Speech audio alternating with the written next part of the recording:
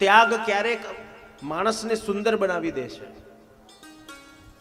શાસ્ત્રકારોએ તેથી દાન બતાવ્યું. દાન એ પણ એક પ્રકારનો તમારો ત્યાગ છે.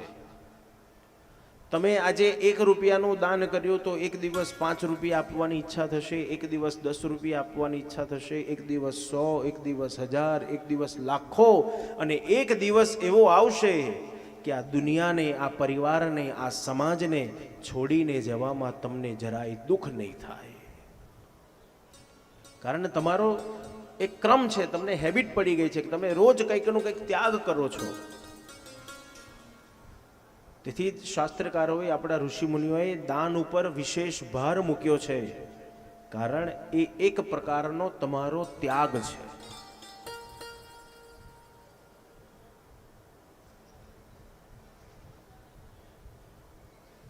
શુકદેવજી વર્ણન કરે, રાજા બ્રહ્માએ હજારો વર્ષ સુધી તપ કર્યું,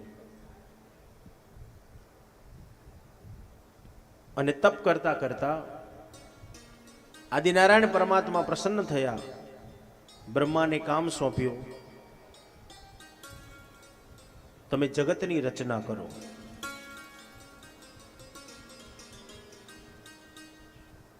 બ્રહ્માએ કીધું, પણ ભગવાન, જગતની રચના કેવી રીતે થાય? કેમ? પૃથ્વી ક્યાં છે? ભગવાને કીધું, ક્યાં ગઈ મારી પ્રિયા પૃથ્વી? હિરણાક્ષ નામનો રાક્ષસ છે, જે પૃથ્વીને પાતાળ લોકમાં લઈ ગયો છે.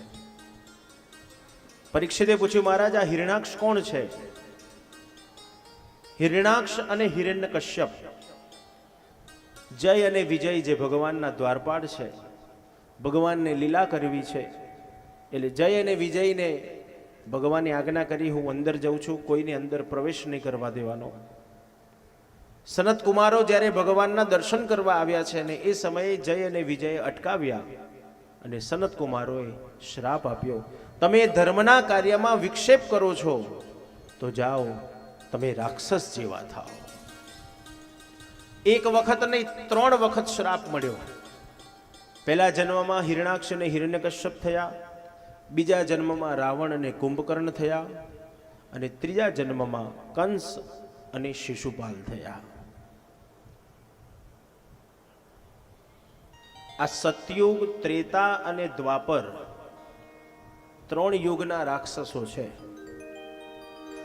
સતયુગમાં હિરણાક્ષ અને હિરણ્યકશ્યપ થયા, ત્રેતામાં રાવણ અને કુંભકર્ણ થયા, દ્વાપરમાં કંસ અને શિશુપાલ થયા. તો કલિકાલનો રાક્ષસ કોણ? કલિકાલમાં એ રાક્ષસ તો છે જે આપણને ભગવાનથી દૂર કરે છે, જે આપણું મન સેવામાંથી, સત્સંગમાંથી આપણું મન બીજી તરફ ખેંચી જાય છે.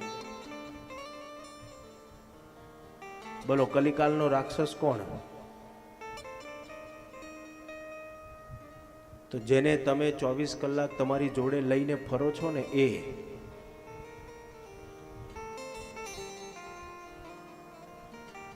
ટેકનોલોજી જેને તમને આપ્યું, એ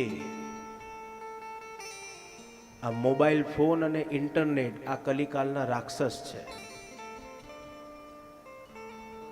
એનો સદુપયોગ કરો ત્યાં સુધી સારું છે, પણ પછી આખો દિવસ 24 કલાકનું ડબલું હાથમાં લઈને આમ આંગળી ઉપર ચડાયા જ કરીએ, રીલો જોયા જ કરીએ, જોયા જ કરીએ, જોયા જ કરીએ.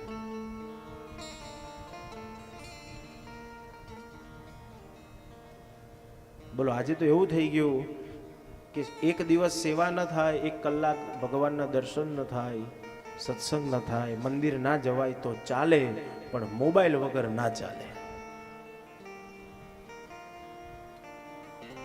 બોલો, કેટલાક તો કથામાં બેઠા હશે ને તોય પાછળ બેઠા બેઠા રીલો જોતા હશે.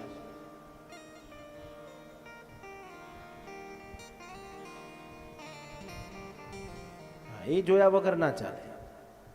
ટાઈમપાસ કરવો ક્યાં?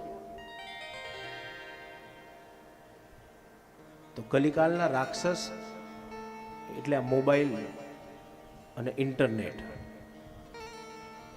જે તમને સેવાથી દૂર કરે છે, તમને ભગવાનથી દૂર કરે છે, તમને સત્સંગથી દૂર કરે છે. ટેકનોલોજી હોવી જોઈએ. વિજ્ઞાન જેટલું સારું છે, વિજ્ઞાન એટલું જ ખરાબ છે. ટેકનોલોજીના જેટલા ફાયદા છે એટલા જ એના ગેરફાયદા પણ છે. તમે એનો જો સદુપયોગ કરતા હશો, સારા કાર્યની અંદર એનો ઉપયોગ કરતા હશો, કે નવું નવું જાણવા માટે તમે એનો ઉપયોગ કરતા હશો, તો એ આશીર્વાદ રૂપ છે. પણ પછી નકામું વ્યર્થ બધું જોયા કરીએ તો એ શ્રાપ રૂપ છે. એટમ બોમ્બ તમારા હાથમાં આવી જાય તો તમને આનંદ થાય, જેના ઉપર ફેંકો એના ચૂરે ચૂરા નીકળી જશે. પણ જો એ જ એટમ બોમ્બ તમારા હાથમાં ફૂટી જાય તો